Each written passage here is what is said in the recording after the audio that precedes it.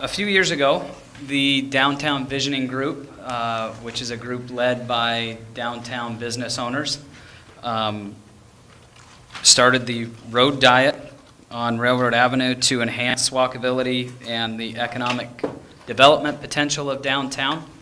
We implemented a few pieces of that last summer, from 3rd Street to 5th Street on Railroad, that included going down to 1 lane in each direction and some back-end angled parking on the north side of Railroad, along with some painted curb extensions.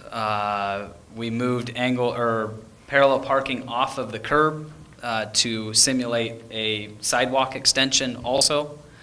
And we are looking at expanding on that road diet and moving it from 1st to at least 7th. It may be because of channelization out to 8th Street, and also eliminating some of the pieces of that don't look like they worked at this point.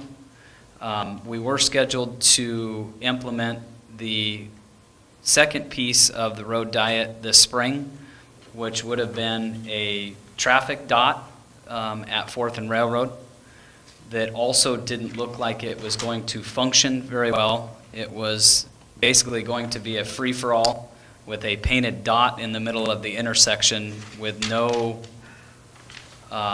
signage at all on that intersection. So we have done a traffic study at 4th and Railroad to assess whether we actually need a traffic signal there.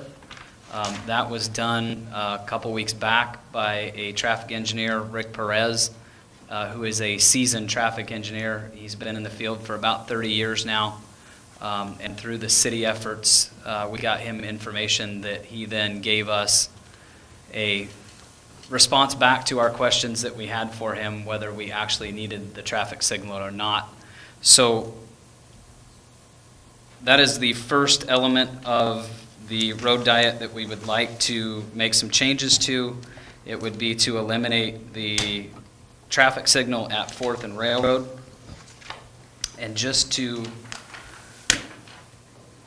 brief you on what he used as criteria, it's straight out of the MUTCD. There are 8 warrants that warrant a traffic signal, and those were the 8-hour vehicular volume, the 4-hour vehicular volume, peak hour, pedestrian volume, school crossings, coordinated signal system, crash explanations, and roadway networking.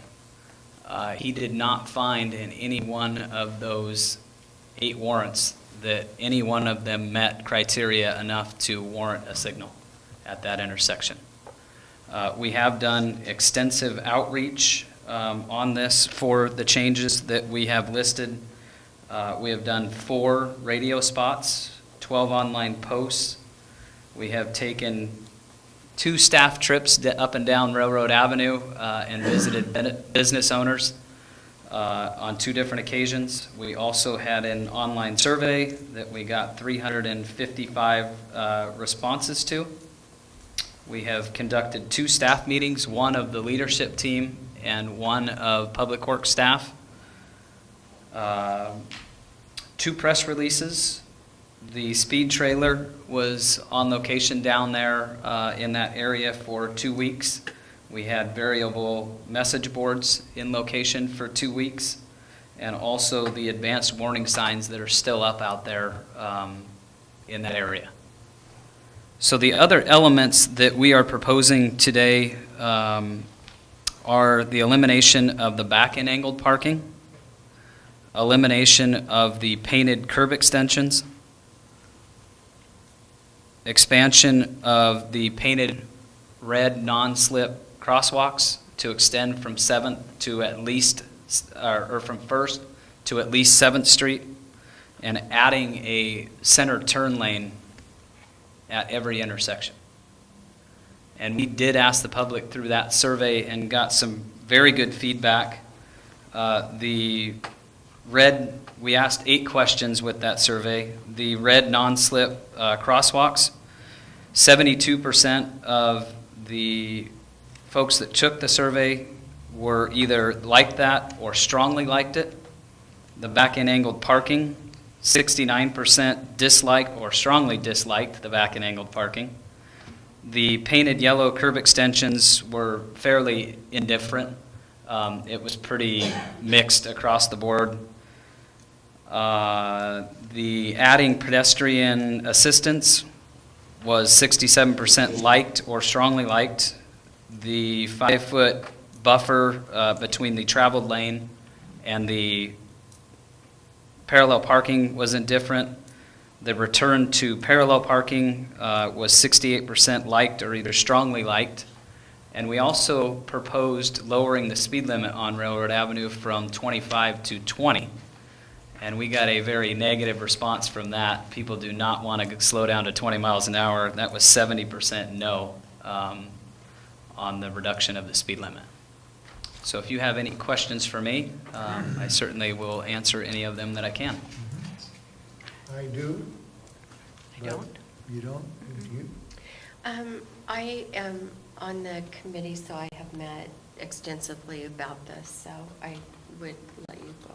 Well, what I wanted to do is say at this time, and you know, when you're doing something like this in a city, you're going to have opinions all over the board for a long time. And what I like about this is this started as a community grassroots survey type of a situation, and that we did this experiment with different parking and painting sidewalks and doing different things. And then we did the survey, and the survey I thought was really good, because I was having a conversation with one business owner the other day, and a couple months ago, I think maybe, or a month ago, and I said, well, look, here, let's just, you and I, let's agree what to do. We'll forget about the 99.9% of the other people, and then you and I will be happy. We'll just do what we want to do. And he looked at me kind of like, well, we can't do that. Well, of course we can't do that. So what I'm going to say is many people have put tons of hours into this, and many people are not going to get their way on what we're doing. We did the survey. The survey pretty much showed you what the majority of people kind of wanted and liked, and I just feel we are as fair as you could possibly be on these questions and on what we're doing, and I think we gave plenty of opportunity. We went through many, many, many discussions, and I am comfortable with moving forward with the recommendations that you're putting here. One thing that I did fail to mention, Mayor and Commissioners, we did bring back the visioning committee back together last Thursday also, and met with them and got their endorsement on the changes that we have proposed. So that was one thing I failed to mention, is we did get back together with that original group that actually brought the road diet forward in the first place, just to see what they thought, and they were in favor of us moving forward. It was a consensus with them to move forward with the changes and the improvements that we were looking at. This is something that's taken 2 to 3 years, and it's a revolving or evolving kind of a situation, and I just really feel very comfortable with these recommendations, with what you've come forward with, and you try and make something for everybody that everyone's going to like, but it will never get there. You know, 70% looks like, I read the survey, great job, and I think that these things line right up with what the majority of the people are kind of looking forward to. So that's my 2 cents on that subject. I think the major questions that I have received from this, and I think that we've addressed this, if my memory serves right, is the difficulty when pulling out to the stop line and the cross streets, the difficulty of seeing around the cars that are parked there. Is it correct that moving the cars back to the curb will alleviate some of that sight distance problem? It certainly should. Moving them back 3 feet back to the curb should open up some of that sightline triangle. We also, with this proposal, have talked about some parking changes also that I also failed to mention. one of the proposals that we have talked about was getting rid of the yellow boxes that are down on the south side of Railroad. Right now, on each block, we've got a 20-foot parking stall on each end of the block, and then 17.5-foot parking stalls, and then the 8-foot yellow boxes. So what the proposal would be to add at each one of the intersections that you would need to pull out would be a motorcycle parking that would eliminate some of that sight distance issue, and then eliminating the yellow boxes to get the same amount of parking stalls, and they would go from a couple of 20-foot stalls and then the rest of the block at 17.5 feet to 22-foot parallel parking stalls on that south side of the street. The north side would stay the same there at 20 feet at this point. But the standard traffic movement, Commissioner Moore, to answer your question, is to, if you look at all of Shelton and other cities, the standard practice, if you have a stop bar, is to place the stop bar 10 feet back from the not only the crosswalk but also the stop sign. Mm-hmm. So you're supposed to, with those normal movements, pull up to the stop bar, stop, and then inch forward to be able to see traffic, oncoming traffic, and then ease out into traffic. So that is the standard movement. We are not changing that. So we would propose to leave the stop bars right where they're at, and with that sightline issue that you have, you would pull up, stop, ease forward until you could see enough to get out into the traveled lane. And hopefully, with narrowing those lanes down to 11 feet and restricting those speeds somewhat, it will make it easier for folks to get out into those traveled lanes. And also, pedestrian movements make those easier as well, with slowing that traffic down and moving them back and forth across the roadway. Okay. Any other questions or comments?